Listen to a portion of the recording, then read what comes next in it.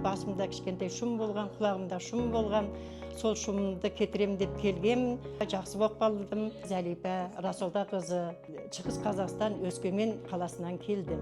Келгенде жақсы қарсы алып, ертеңінде Ахметбек Нұрсила кісі мағлұматтар, лекциядар оқып, сабақ беріп, сол кісінің сабағынан талай жақсы мағлұматтар алып, суық суменен шынығу, дұрыс тамақтану деген секілділермен мағлұматтар берді.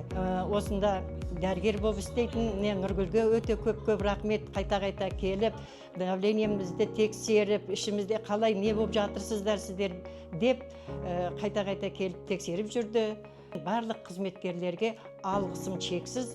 Денсаулығымыз үшін осында келеміз десеңіздер, сіздерге мінекей мен қандай жақсы нәтиже айтып отырмыз. Сол себепті осы жаққа келіп сауықтыруға болады.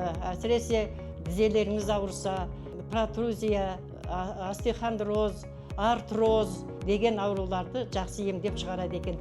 Сонан кейін қандары жоғары адамдар қандарыңызды төмен түсіреді екен. Соны білдім. Барлықтарына рахметімді айтамын.